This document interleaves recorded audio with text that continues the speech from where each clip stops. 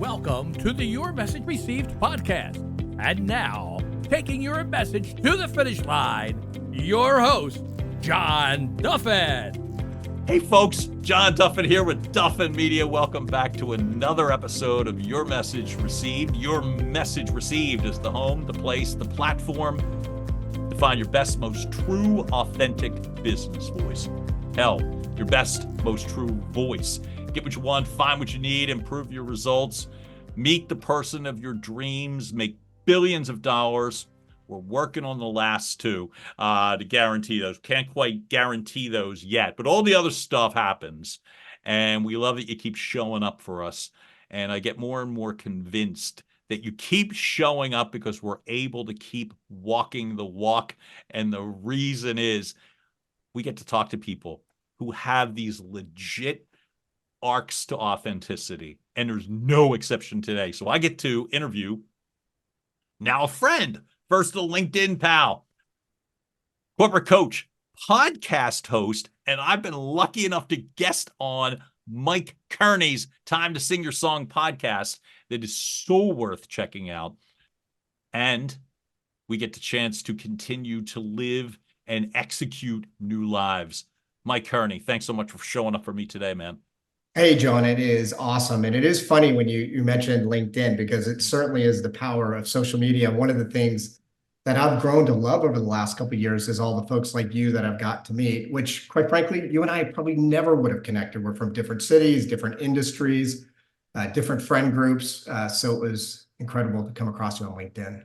It's just crazy to me to think that it's like the randomness, I don't know how else to say it. It'll sound terribly awkward, but I was going to say the randomness of these strategic meetups, that it just feels so random. But like you said, there's a rhythm to it. There's a rationale to it. And social media is often the conduit. So, It is the conduit. Although I do have to say, just on a personal level, I have taken Facebook and Instagram and even Twitter off of my phone, because I find myself like everybody else. Like here, I'm a 52-year-old man and I bitch about my kids on social media, and I'm like, I can't get off of it because I'm addicted. So there is kind of a good and bad associated with it, but I do still have LinkedIn on my phone. So brother, you ain't alone. And I'm shaking my head out of reverence to you. That no joke, that it's like it needs to be off of my phone. It just desperately needs it.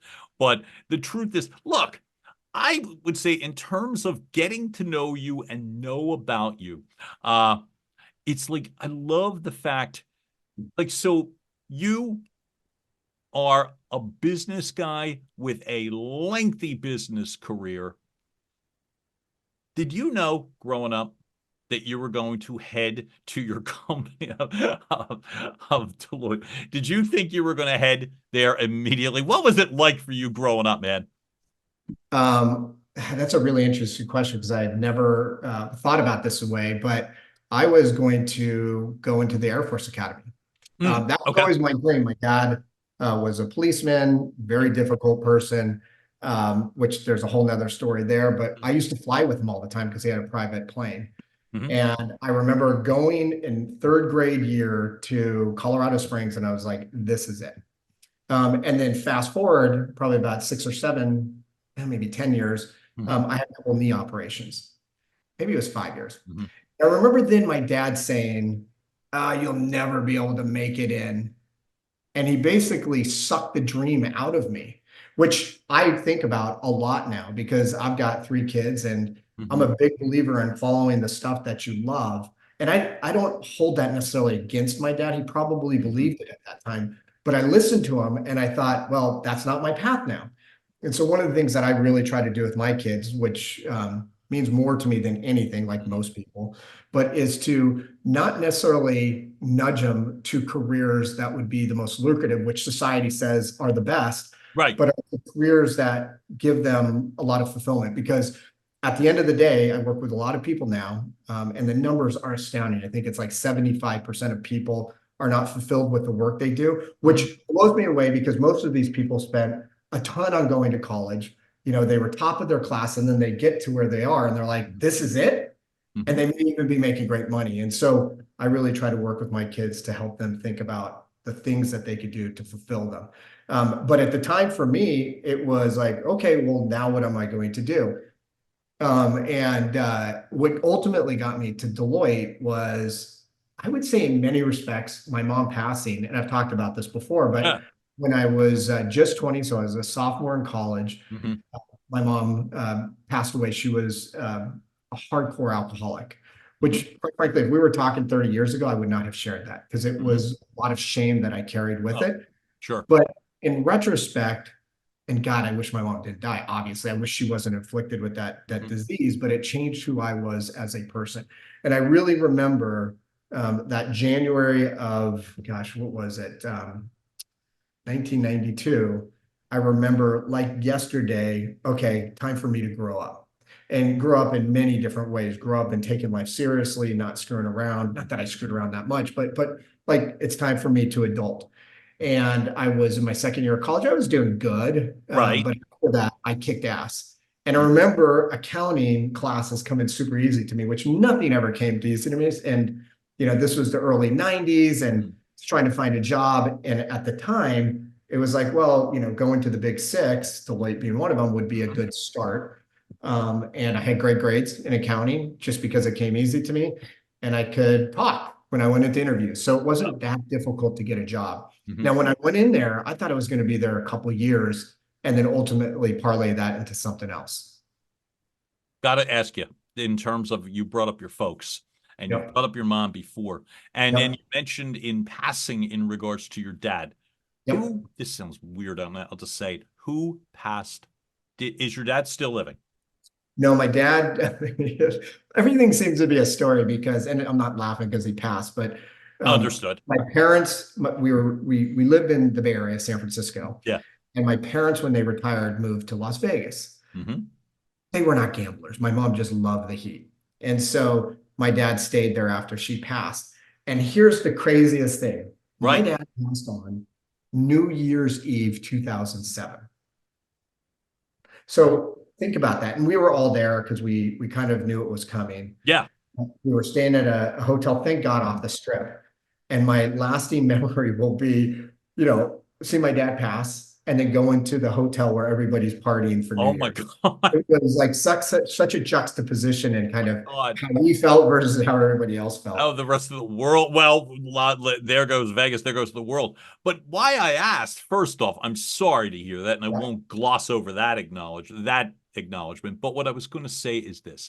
So was your mom is dealt with the challenges of alcoholism. I am an alcoholic and had a ton of family also. So I'm sorry about that. But you said something earlier in regards to your dad and it being difficult. And your dad almost wanted to push you away from a business opportunity. And so I'm always curious, like for the thens, and I don't mean today, 2024, but I simply mean that in terms of when that occurs and you're being told, you won't make it, if I heard you correctly, right?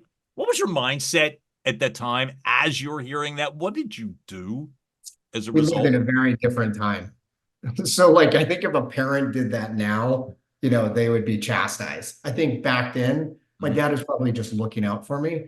And I think the reflection happened many years after that. So to be honest with you, in the moment, I don't think I was like, oh my God, I can't believe my dad is telling me I can't pursue my dream. And here's the other thing. Yeah.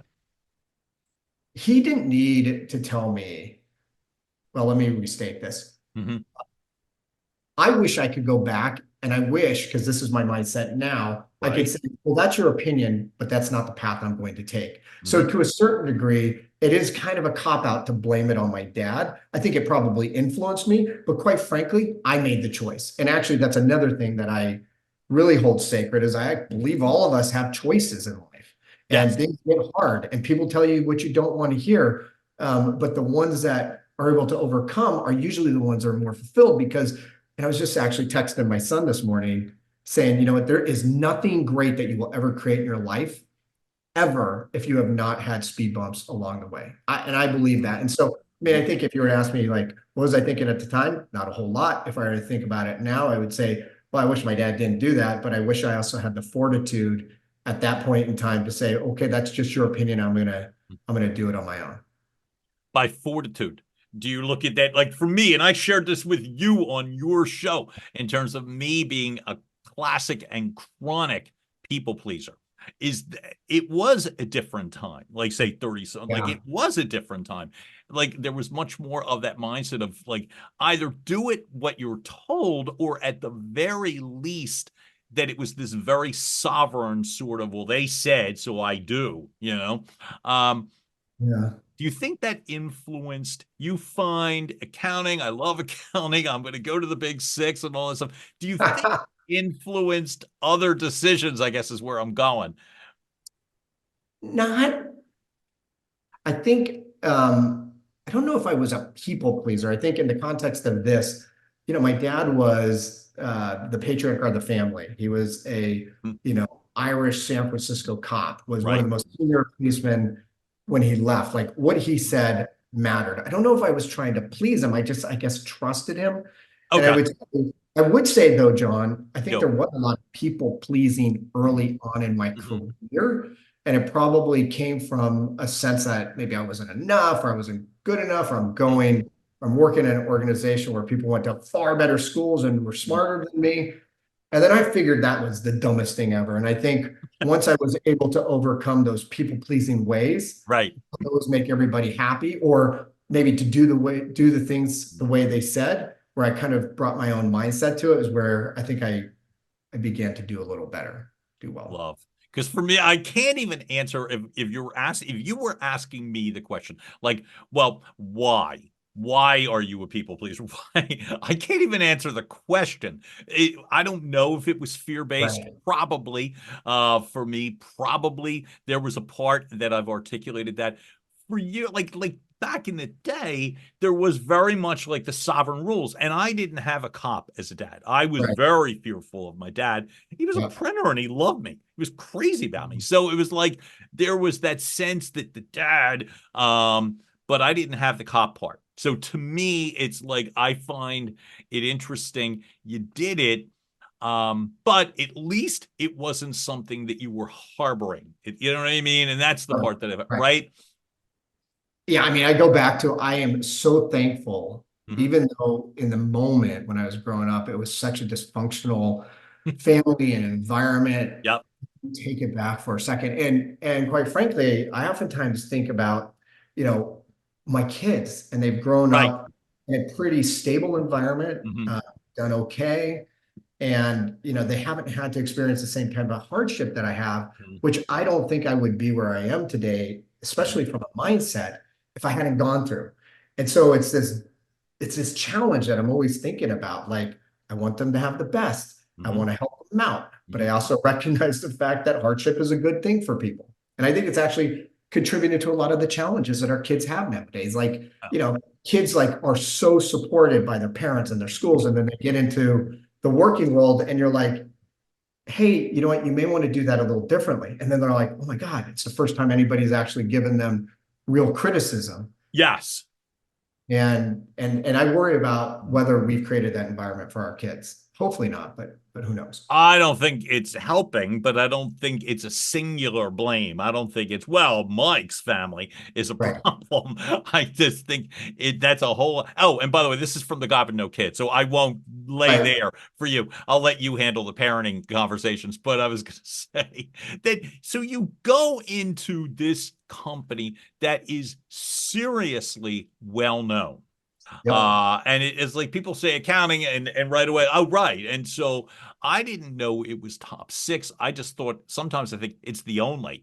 So you know what I mean? Well, Whereas it like, is. I mean, just to plug Deloitte, it is the largest professional services right. firm in the world now. So they are number one. Yep. We even So work there. So, so you're there for almost 3 decades. What would right. you say were some of the strongest things that you learned from the experience? Wow.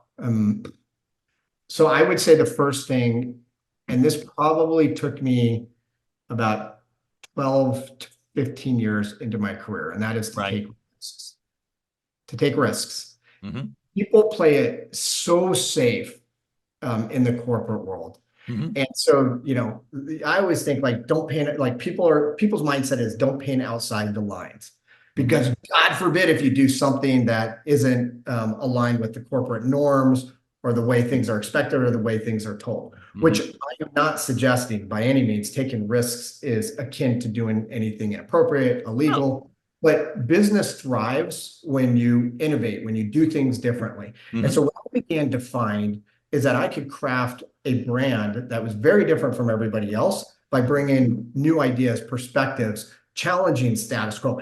And this was associated with everything. It's like, how do we do meetings? How do we engage with clients? How do we package our services? How do we communicate with our employees? Like, stop the corporate speak, like everything. So I would say the number one thing is to take risks. The second thing I would say, and I could probably like brainstorm this all day long, but it is about, it sounds so cliche, but it is about the people. And at a professional services firm, the only thing you've got is your people. And so probably, I don't know, in the 2010 frame, I started really to get bigger leadership positions. And I began to find out that it wasn't what I could do. It was me setting, once again, this sounds kind of cliche, but a vision for the future that I wanted to take whatever practice or area I was leading, and to engage the team in coming up with that. The thing that I think people, the thing that drives people nuts is when they're just told, go do this. Second, you start to engage them and you make them feel like they had a meaningful role in coming up with whatever you're going to do, the more likely it is that they're actually going to do it. And then, you treat them with kindness, you give them direct feedback. That's another thing. A lot of times people are so afraid of giving feedback to people. And I think this generation, especially now, they clamor, even though this goes against what I said a few minutes ago, they do clamor for feedback. What they don't want to hear is, oh, everything is great. And then you find out at the end of the year that maybe you're a mid-level performer, or maybe worse yet, especially in a time like this. Oh, well, we need to lay you off because your performance isn't there, or, you're the bottom 10, 20%. And so I think being like truthful and honest with people is another thing that I really learned. I can imagine as you are learning these things, and you're saying about 10 years in or whatever, and you're learning these new skill sets, right? I can imagine it's probably received from the team in a good way. What I'm always curious about, though, is these innovations and stuff, because part of I'm calling it the gift, and it's half sarcastic, but it's so, is the ability to manage up, down, and sideways. And so I would imagine in the down and sideways, no, maybe in the managing down, you would have it. But in the sideways and up, how was that received? So I had a CEO. I'm not going to mention the name. No need. Right. Not that it really matters. But it did kind of on the arch of my life. I remember him telling me, because I was doing something that actually still exists to this day, that I think has had the biggest impact on how we develop relationships with clients. And it was still nascent at the time. And I remember him saying, you're like Peter Pan. You're off in Never Never Land. Oh. And I was like, what? I mean, I'm just going to say, what the fuck? Like, here I am busting my ass trying to do something that has benefited the entire firm, and you're making fun of me. Like, it pissed me off. And it was at that time, I really started to go deep on who I wanted to be and how I wanted to show up at the firm, and then also longer term in life. And so once again, I go back to, there is nothing in my life that I could say what that was good where I grew. It's always from difficult times. So I actually relish the fact that he said that to me, because it made me own who I was. And so I was always kind of this oddball doing different things, coming up with new innovations. And when he said that, I was like, you know what, I'm going to own it. And I actually, and I could talk a lot about this, but I went into a very deep planning cycle that was kind of a 360 for my life near term and then long term, which ultimately got me to where I am. And it allowed me to, once again, kind of own the differences or what made me me. And in retrospect, now that I look back on my career, it is the thing that allowed me to advance to other roles longer term, including a role that he ultimately gave me. So I find that the word that keeps coming to the back of my head as you're speaking is gutsy. It was visionary. Yes, it set the table for near term, longer term, blah, blah. But it's a gutsy move, not to mention it's a resilient move, because one of two things often happened back then, which is somebody says something, if I heard you correctly, right, that takes a flat out cheap shot, calling you, oh, you're like Peter Pan out there. And the worst is, I'm thinking that you're not the only one that he said it or they said it to. That was getting passed around, And so two things can happen. You could either shut down and conform, or toughen up and decide you're going to take your ball and go home and not use it. Were you always gutsy in business and visionary? And God, that sounds like such a suck-up question, but I'll risk it, because it is two things that a lot of people don't do. I don't, I'm just writing this down so I don't forget. I'm going to tackle the gutsy first. I don't necessarily think it was guts. I think it was, okay, if I had to pivot into doing work the way that maybe everybody else did, would I like that life? And I think the answer was no. So I don't know in my mind if I had another choice, because I've always been drawn to work that fulfills me. I mean, work is hard. Work is really hard. And there's zero chance that I could be working, 50, 60 hours a week doing stuff that I hate. I would not be able to function. So I think in my mind, it was like, okay, this is an inflection point in my career where either I'm going to own who I am or I'm not. And I think I just was like, well, owning who I am, the upside of that is far greater than the downside of becoming something that I'm not. And so I don't know if that's guts. I think it's just staying true to who I am, which I'm pretty good at, or have been in the last decade or so. And then on the visionary, I mean, that really sounds like, whoa, you're a visionary. I think my mindset is always trying to think about how things could be. I always ask that myself. And once again, I was using examples or talking about it earlier. I mean, that could be on anything. It could be how we facilitate this conversation. Right. It could be how I work with my kids. It could be how I lead a practice. I mean, it could be anything. So I think, some people have strengths, which actually is a really important point. Mine may have been visionary, possibly, but man, I did not like all the details. And so I would always think about, where do I have gaps, my personal gaps, and make sure that I have a team that covers those. Because there are people that would kick my butt all day long in kind of the details of getting things done, and people that actually enjoy it as well. Likewise, some people would be like, I don't want to look at kind of the future. That feels squishy to me and kind of esoteric. So I think that's what I think the fact that it's the realization, it's taking the time, it's the realization, and also the sense of actually, like you said, knowing, having teams around you. Right.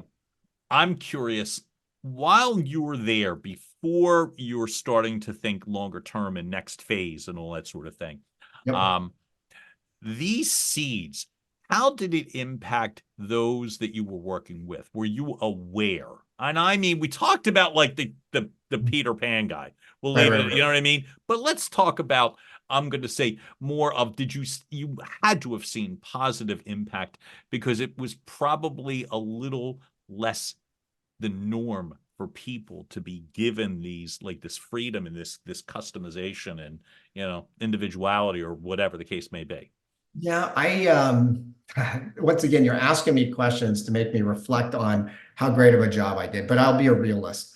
I am sure that there is a percentage of people that are like, I don't want to associate with that guy. He's doing stuff that potentially creates risks for me in my career. Right.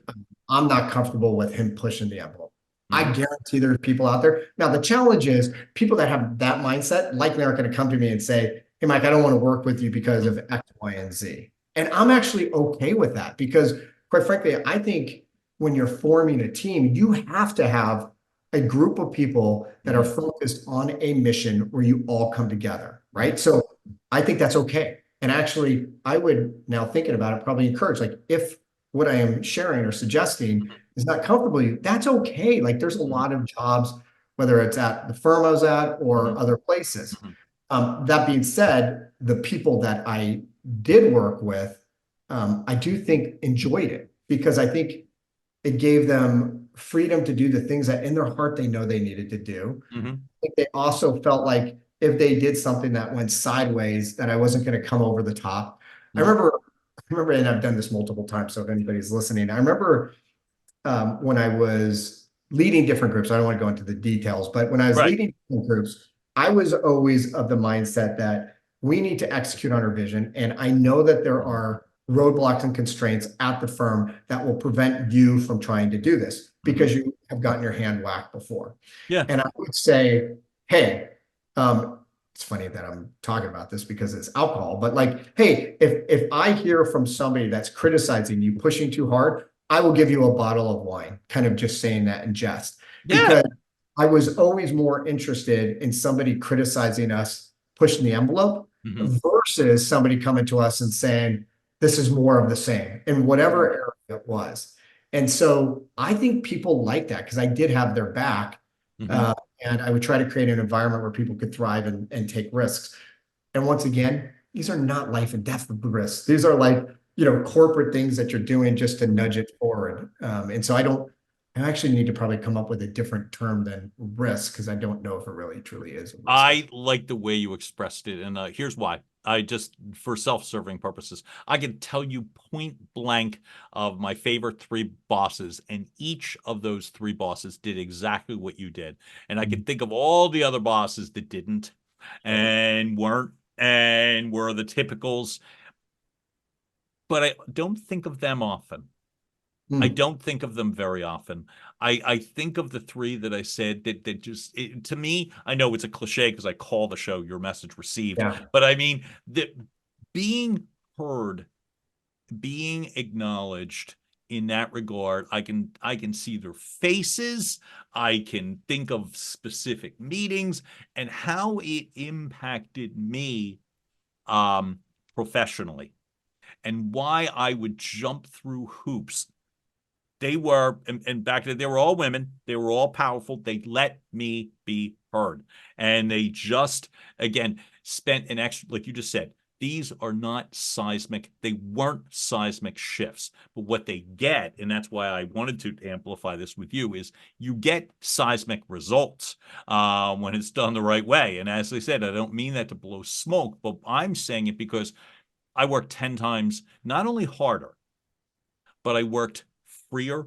I worked, like I said, I was able to think better. I was able to think more creatively. I, in turn, would take more risks too, based on that sort of leadership. And I think it permeates a more effective workplace. So I love the fact that you were an architect of it, because I can only imagine how many people wound up being better off as a result back then. And you're in a big, tight corporate confine. So I guess staying there one more time, or one more question in regards to, in the corporate, sort of mindset and box and all that sort of thing, if you happen to be there now and you aren't the entrepreneur and you're not that, like, in terms of this specific, what would you say when you're in an organization that's more like boxy, so to speak? What are some of the things that you could do to improve your situation there? I love these questions you ask because they're making me think broadly. I would say, I think it's really important to understand who you are. And I think kind of my story was stumbling into who I actually was as an individual. And there's probably a lot of things that held me back from fully realizing that. So that's the first thing. I think, understand who you are. And then I think the other thing is, just because you're at a company does not mean that it has to be lifetime employment. And I think oftentimes people think like there is no other way I could get another job. And so to me, I think being clear on who you are and making sure that it aligns with the corporate culture that word, but the way things work at the organization is critically important, because if you have a really good understanding of who you are and the corporate culture is incongruent to that, it's really difficult to survive. It's really difficult, maybe better said, it's difficult to thrive. And I think that's what's contributed to, 19% of people being miserable at work, and then 75% of people being not connected. I don't think it oftentimes comes back to money. I really don't. Now, I think there is probably a small percentage of people out there that, want to make money and can do better at other organizations. That's great. But I don't know if I've ever seen anybody leave solely based on money. It's usually based on, it feels better. It's a better opportunity. And so to me, get clear on who you are, make sure that it aligns with the corporate culture, and then figure out the things that you want to do. Here's one thing I would say. Oftentimes people, and listen, I had a lot of clients, so I think I could probably extrapolate it to them as well. I think oftentimes people would think, well, I've got this job, but I'd rather be doing something different. What I always used to tell people is, you probably won't be doing that different thing tomorrow because people are relying on you, maybe not have the skill set that's needed in order to kind of move out or branch out. But start to think about where you want to get to, and say it's in that organization. I want to move laterally into a different role. There are so many things that you can do. And so once again, if you're feeling that you want to do something different that aligns better with kind of your purpose or the thing that gives you fulfillment, start planning, start thinking, start networking, start talking to people, start learning different skills and techniques, and have a little patience and grace as you go through that process. Once again, I probably could riff on this for quite some time, but I'll stop there. But I love it. And I'll never hold people back from talking. But I would say this, that you got to a point, and again, literally from the bio, where you were pretty much able to do, heck, a lot of fun stuff that went with it. Right. Podcast host, and you're one of the leads and what have you. When did you start to get the sense that you were starting to feel either a little rammy or a little like, what was it? You keep saying, and Mike, I wouldn't have met you. We know the vehicle of how we met. The reason I reached out to you were literally reading words off of your bio the first time on LinkedIn, talking about those getting knocked back. And I can remember sending you a DM and talking about, me getting feeling that not great feeling of getting knocked on your backside several times and stuff. Right. When did it start to go differently then for you in your mind? So here's one of the things I want to be super clear on, especially if anybody from Deloitte is listening. I love Deloitte. It is, other than my wife, and I've joked about this before, and my family, the very best thing that ever happened to me. Second best thing, as you say. Every opportunity. They gave me roles that in a million years, like I'm a blue collar kid. They gave me opportunities and roles I could never have dreamed about. Right. It was the best job. And quite frankly, there are moments where I'm like, what if I was still there? So the decision was never about, oh, I am not satisfied and I hate it here. No. The decision was about, and I know you're not saying that, I just want to make it clear. Yeah. The decision was about what else? And I don't know. I think about this a lot. I read this story about the Bhutanese think about death 5 times a day, and I probably have pulled that from them. And the reason they do is it gives them a great sense of life, the fact that life is finite. And here I am, 52 years old, and say I live to 85. I'm almost, 60%, 65% done. I remember when I was in grade school. I remember my dad having that conversation we talked about earlier. When I was a young kid. So life is finite. People don't treat, I didn't treat life like it was finite. And so to answer your specific question, there was a moment in 2012 when I started to get clear on where I wanted to take life. I stepped back and I said, what does my impossible future look like?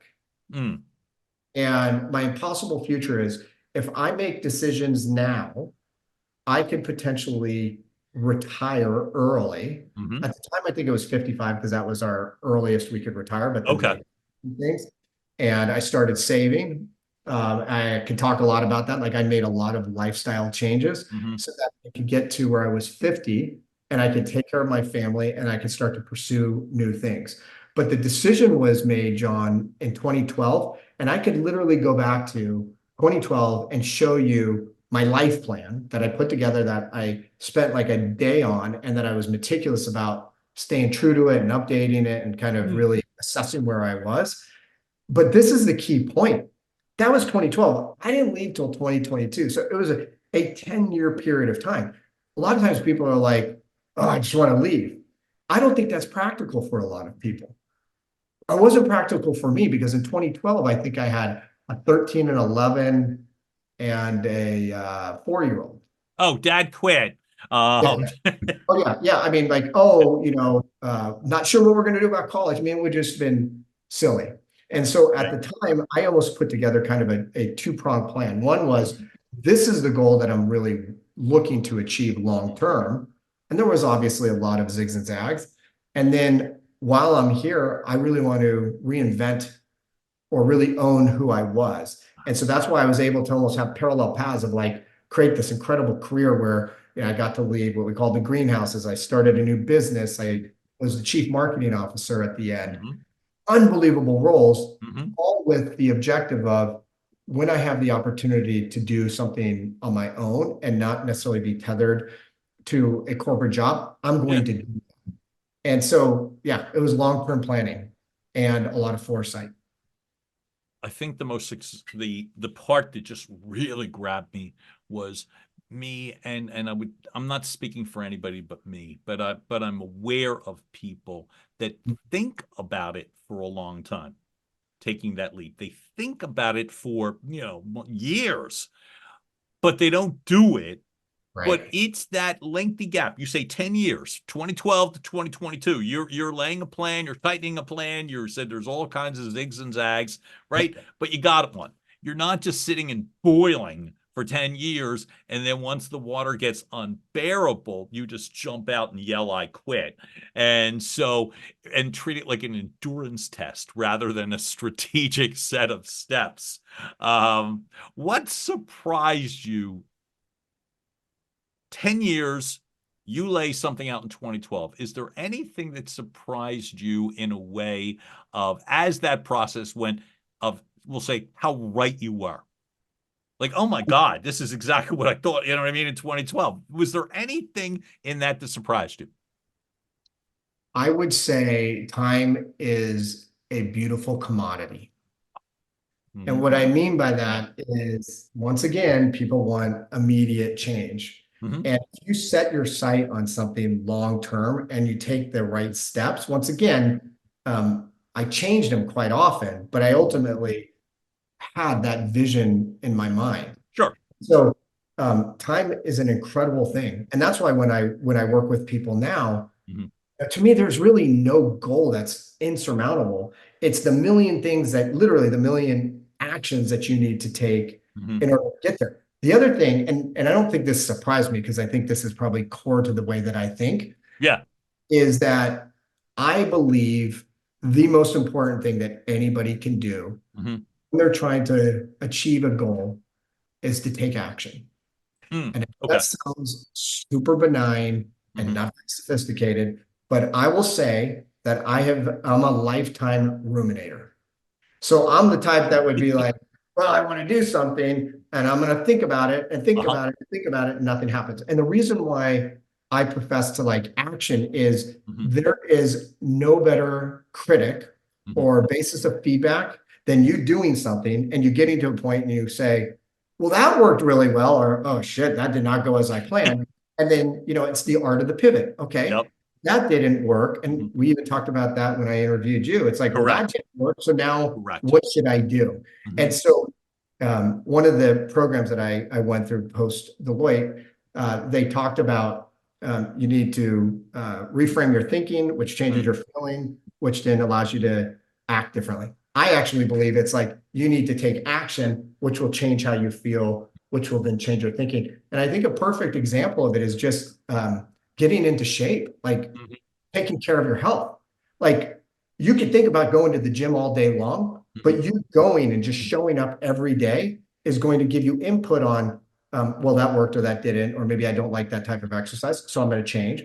And then invariably, if you're going to the gym or working out every day, you're going to feel better physiologically. Mm-hmm. And then you're going to think differently about yourself. And so this is probably like, if there is one thing, actually, I think there's a book out there that's like, it's not the why or the what, it's the how that I've been thinking about. I know. Yeah. Yes. But to me, most people don't Mm-hmm. take that step because they don't know what to do. And my simple answer, and there's a lot more complexity to this, I believe, because there may be other things that are holding people back, Right. uncertainty or fears or doubts or whatever. But there is no substitute for just doing and being relentless. And then my favorite book, and I hate that I'm pimping this because I always pimp it, but it's called The Last Word on Power. And the reason why, which is the worst title ever, it's an amazing book. But the one thing that the lady talked about, her name's Tracy Goss. Okay, thank you. Right. When you take an action, things turn out as they do, not good or bad. And rather than spending a bunch of time ruminating or thinking about it, the question in your mind should be, what's the next action you take? And I absolutely love this because it gets me out of my mind. Once again, I got to figure out what's the next action. So there is some thinking involved, but I'm not sitting around for days. I'm like, okay, well, that didn't work. I'm going to try this in turn. Then I figure that out. It's not good or bad. I just have data and then I move on. And I think if there's one thing people could take from this conversation, is my biggest learning is to take action. That's beautiful. And by the way, because I was just rechecking out that book again as well, too. I think how you just helped me, my viewers and listeners, too, is the sense that, as you just said, the sense that information, it's just data. And I have had a high performance coach that would say that so often that people won't take an action or won't assess because it typically comes with some sort of a heavy-handed, you talk about getting your hand whacked, that it's like that it comes, it's delivered so badly. But if it is made almost like clinical, in that sense that, okay, as you were saying with this, okay, this action gets me to here. So what's the next thing I want to do? Do you find that people are inclined to follow that logic when you share it?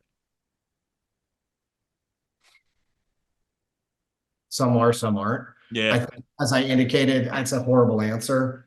But when I work with people, I often talk about like micro milestones. Right. So I'll just keep the exercises super easy. I had a friend of mine that we were talking about this, and he goes, it's like going to the gym and saying, I want to get my core stronger. Okay. One of the things you can do is do a plank, right? And maybe the first day or the first week is, I want to do a plank for 30 seconds, 15 seconds. Anybody could do a plank for 15 seconds, I would say, people, unless you have back issues.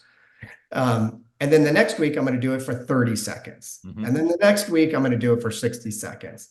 And I think what people need, and this is the most important thing, is they need data that what they are doing, where they're putting their energy, they're actually getting some sort of a return.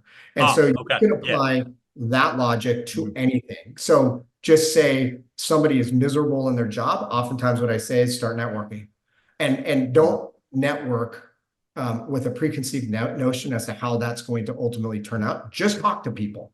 And so a micro milestone could be like, I'm going to talk to 10 people over the next month. And then people will say, well, how the heck can I find 10 people? I would say, you just need to find one person. Because John, if I were to talk to you blind and we were to have a good conversation, I'd just end it with, hey, John, you heard kind of the things that I'm thinking and where my mindset is. Is there anybody in your network that you think would benefit from having a conversation with me and that I would benefit from? And guess what? Everybody will have somebody, and everybody, for the most part, will make that connection. And so to me, micro milestones to get you going. And you also just identified when you say not just the micro milestone, but also the sense that you're coming from a place of service, even in the phrasing of that question. Is there anyone that you think that I could talk to that would benefit from talking to me, rather than who I could sell my stuff to, or or what have you. And I think that's very beautifully stated. You make a call to make the leap. You do not just the planning, you've got the 10-year vision. It is, you figure it's not, as you just said, you're in a great place where people are treating you wonderfully and you get to do so much, but you just need to do something different. Not I've had enough or I'm fed up or this. It's like, but you knew. What was it like when you actually did it? Like you have to tell people, you know what I mean? Hey, gotta go. And you know what, I have a tougher time telling nice people bad news, me personally. So I'm saying these people are treating you great, you're awesome, and here's this job, and here's your dream place, and you're like, and I'm gonna go. What was that like for you? I wish I could say that it was difficult, and I'll tell you why it wasn't. Yeah. But it wasn't that difficult. And Right. here's why. This is another thing I talk quite a bit about. Yeah. That if you're looking to make a change, tell everybody about it before you make the change. Oh, And so in many respects, like it was probably the dumbest career move ever.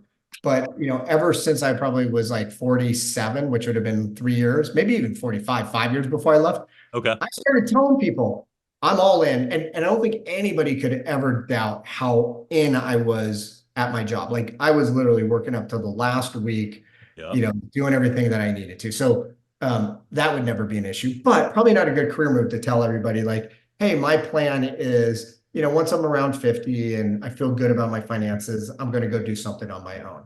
And so I told everybody. I told leaders, I told staff, I told manager, I told everybody. I probably even had mentioned it to the person that was leading our practice at the time. And so it was somewhat anticlimactic. I think if anything, people were like, oh, we thought you were full of shit. I think that's what probably everybody thought. Like, why would you Sure. do Oh, sure. And that's okay. Right. But it was easy. And so I think what made it easy once again was sharing my goal publicly with many, many people. And so, I think it's a great little hack that if you're wanting to do something different, and once again, this does not necessarily need to be jumping ship from where you work. It could be, getting into shape. It could be changing something in your lifestyle. It could be anything. But I think if you share it, like this is something that I want to achieve. Now what happens is you've got a lot of champions in your corner. What I would get is people that would send me articles or would challenge my assumptions, which I love. There's one of my best friends from the firm who had retired before me would say, there's no way you could do it. And so I'd sit down with him. I'd say, this is what I'm thinking. And he would challenge, which was great for me. So share your goal. It's only, I do recognize the risks in certain circumstances, but for me, it made it much easier to pull the trigger. You remind me of something, man. And it was like, and it was true. And I didn't realize, like somebody had said, like at the last company I worked with, and it was talking about giving appraisals, evaluations, those sorts of things. And the words were literally the sentence that it should never be a surprise to the recipient. Right. So when you said that it was like, oh, right. Because not the only, one of the things that people detest is being blindsided. I had a former boss that once said that she hates bad news. Well, understandable. I get it. But really, blindsiding is the one thing that people have a big problem with, And so you laying out hey, here's my vision, and I'm all in, and your actions demonstrated it. And as you said, no one would question that you weren't all in even a week or so before, but you made it clear what you wanted, and then people are helping. So I'm glad it was anticlimactic. So now you are out, and because you've got this, I would think, incredible head of steam, what's it like for you on the other side? So I'm going to answer that, but can I just make one point that I don't want to cover? Please, yeah. Because I'm very conscious of people listening to my story and saying, well, it was easy for him. Totally conscious of that. And I recognize the fact that I had a great career and my circumstances allowed me to do what I did. Right. So I just want to say that. The one thing I would say is two things that factored in. I could not have gotten to where I am, meaning the decision to leave early, without being 100% locked in with my wife. Okay. Like 110%. These were conversations that we had going all the way back to 2012. Hey, honey, this is kind of the vision I have for my life. Does that work for you? Because this obviously impacts the family and you significantly. Once again, it was anticlimactic because we had talked about it ad nauseum for a decade. Yes. And the other thing that I think is really important is we live, and once again, I did great financially. So that's why I'm always cautious of saying this. But I radically rethought about what my priorities were in life and where I wanted to spend money. Money is the number one reason people don't make a change because they're afraid of what's potentially going to happen. And so I started to minimalize quite a bit. Sold assets. We ultimately moved to a different state with a lower cost of living. We were thoughtful about the trips we went on. I had, which was kind of funny, somebody was giving me crap about it a couple of years ago, but I had a car from 2008 I did not sell until 2021. Oh, okay. A partner typically rolled, but it wasn't that important to me to have the latest and greatest because I knew where I was going. And so, being on the same page as your partner and really doing the hard work from a financial perspective, I think are two really important considerations. So now that I'm on the other side, I would love to say it's awesome. I mean, I live the greatest life, but maybe for reasons that most people wouldn't think. And I'll tell you about what I love, and then even some things that I'm still not even challenged by that I think about a lot. Maybe it's the best way of saying it. I have 3 kids. Yeah. I would say if you're to ask me really what's important to me in life, to helping them and being there for them, not enabling, but helping them. And so my daughter's just about to graduate in May. And so I've been working with her a lot on getting a job, which she just got. I have an older son who did a big pivot in his life, and he's graduating this Friday as a master dog trainer and is going to start his own dog training business. Once again, going back to that thing that gives my kids fulfillment. And then I have a freshman in high school who I'm spending more time than I did because I was traveling so much than I did with my older kids. So if you were to say, like, what's the most important thing in my life right now, it's having time to actually spend with my kids. And if there's one thing that I wish I could solve for, or I wish society could solve for, is people are, overworked and stressed nowadays. And work is, I don't want to say killing them. I don't want to sensationalize it, but it is having a major impact on, their well-being, their health, all that great stuff. Sure. So the ability to spend real time with my kids. Now, the stuff that I'm doing, I've actually used the last couple of years to experiment, which once again, take action, figure out what works. I'll be on the podcast. I use that really as more of a mechanism to kind of share how I think and how I coach. And so I do coaching, but I'm very thoughtful about who I work with. I want to work with people who want to transform their lives and, quite frankly, think that I have something to offer. So when I contract with people, I'm like, listen, if we get 3 sessions into this, and you don't want to work with me anymore, I'm fine with that, because if you're coming into this thinking this is a chore, that's not good for you and it's not good for me. I started, which it didn't go very far, and I think it was just because I just realized how much work it was going to be. I am a big believer in the fact that we do not spend enough time outside. Like, if you're to pull the clock back 200 years ago, 300 years ago, we were outside all the time. And some of the healthiest places on earth, like the blue zones, they do that. And then now everybody's sequestered inside, whether it's in Zoom or in classes.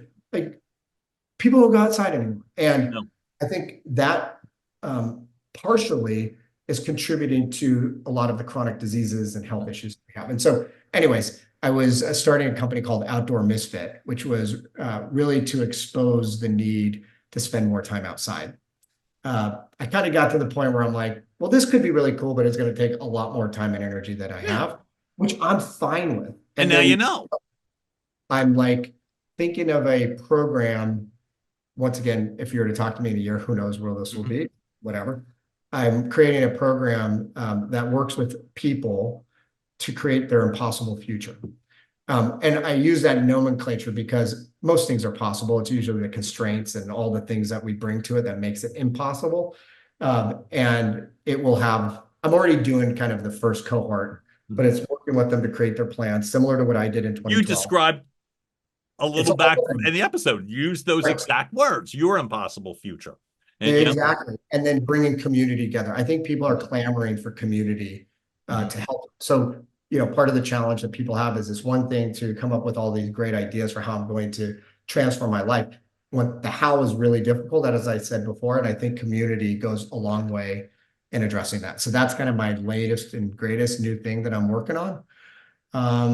Yeah. And then I spend a lot of time, I go to the gym. I try to take care of myself. Oh, maybe the most important or most fulfilling thing I would say goes back to the being outside. So we have an acre here. I'm in Texas, and I landscape my entire yard over an 18-month period of time. Which, Yeah, it was probably like 1,000 hours. I had tractors, ditch diggers, things to mulch the trees. I had everything. And John, I will tell you, it was probably one of the most fulfilling things. And more than anything, I can actually look out. I'm looking out my window right now. I can look out my window and see the work that I did. But I forgot what hard work really is. And so that's why I actually respect the hell out of like landscapers and people who do manual labor. It was hard. And I remember like walking in the evenings, I'd be like hunched over and I'd be like, oh, damn, I'm like tired. But it was a good type of tired. And so I really, really value like hard work, like things that remind me of like, the way things used to be. And then it makes the good times, when you actually sit down and unwind, that much more enjoyable because you just spent 8 hours doing manual labor. I got to tell you, I think that sense of, I don't know if it's simplicity is the word I want, but I was just thinking, but literally to back to nature. And I know it's cliched and stuff, and I have sequestered myself too much too. It never, ever, ever damages me or hurts me when I'm outside. And I mean, never.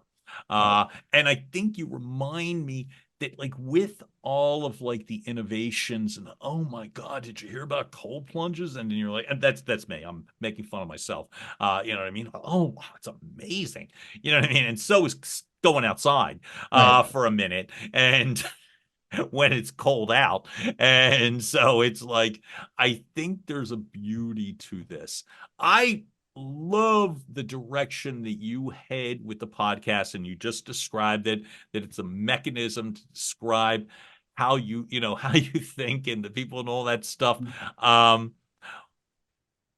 It doesn't matter, like with me, if they grow or what the subscriber rate is. It's just very important that you find that, like, I find different vantage points.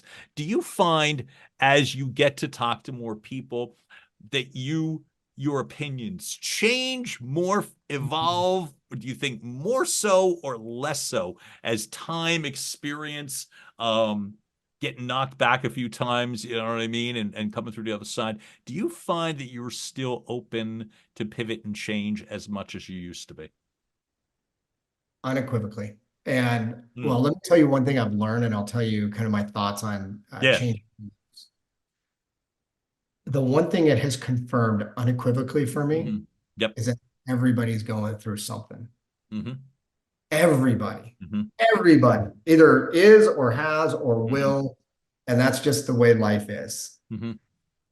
Right? Like I've had, somebody that recovered who was a heroin addict. I had a lady that was run over literally 3 times. I've had, somebody who had her mother murdered. I mean, if there's 2 types of people in this world, there's people that share the challenges they're going through and the people that are going through challenges that don't share, but everybody's going through something. So that's probably ratified my belief. And the reason why I started the podcast was I am more interested, you could tell I'm kind of like a meat and potatoes type person probably, but I'm more interested in the pragmatic things that people do to bounce back or to live the life that they knew they were meant to live, irrespective of the odds that were against them. With beliefs, it's funny, I don't, either you did your homework or you stumbled across something that more to my beliefs. And that is, I have a horrible memory, but I have an Okay. incredible memory where I associate a thought with a physical location. So I remember being in Castro Valley in Mm-hmm. California. Mm-hmm. I had like this college job that really sucked. Right. And I remember something I was thinking at the time, and it doesn't even matter. And it is a belief that I had at that time that is 180 degrees different from what I believe today. Okay. So I try, and obviously human nature gets in the way, but Yeah. I try to go into everything with a point of view Mm-hmm. that my beliefs may be totally wrong because I don't have lived experience that others do. I don't have the knowledge or wisdom that others do. And so I find it nice to be open to other ideas and open to the possibility that I may change my point of view on a topic. Mm-hmm. And I always get a little leery when people won't, because I think that's part of the challenge that we have in this country. It doesn't matter what side you're on Oh, anymore. no. The only way we're actually going to thrive is if people can just have conversations Mm-hmm. where they don't get so, defensive, and they just have that conversation with the ability to potentially change their beliefs. So that's kind of where I come out on that. I love that. And for me, as I said, it's like that I get to talk to people, you included. Where would you say you are as time goes on? I think you've already answered it, but I'll address it slightly differently, which is this. I ask everybody the same question. I never know where the hell to weave it in, so I'll just slam it in here. Yeah. I'm a big believer in authenticity. That's why you're here. How would you define authenticity as to how it works for you? How would I define it? It worked really well for me, I think, to this point in time. So I'll just answer that. But how I would define it, I think it's a congruence with how you operate externally with what's inside. It's Mm-hmm. probably the best way because it's Say it for easy. me again. Forgive me. Say it one more time. I don't know why. I Okay. just say it for again. Oh, no, no, totally. And I'm thinking through it. So maybe I'll say it Yeah. a little more thoughtfully on the second. Congruence A of. congruence from how I feel inside Mhm. with how I'm operating outside. Thank you. Got it. I don't know Because why it took me a minute to get there, but it did. So thanks. there are times where I've felt like I'm not acting the way I feel inside, Mhm. and I am not being true to who I am, Mm. being authentic. And so that's probably the easiest way to describe it. And I don't think authenticity is like a big personality or doing something nobody else will, but it's once again like, do you feel like you're acting in a way that's congruent with how you feel inside? Yes or no? And if you answer no, then you may want to think about it a bit. Love it. Two more questions. One of them being this, which is first off, how do you instill or encourage authenticity from, say, like your kids? You've had this gift where you've been able to get the gift of time to be there with them, to work with them.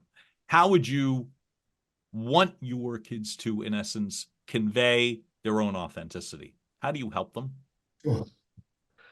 I will say for all the parents out there, raising kids is unequivocally the hardest thing to do by far. How do I help them? I would say, first of all, it's important for them to understand who they are. And the challenge is in the world in which we live in, there are expectations of how kids should act, operate, dress, look, things that they should do. And so they're influenced by all of that.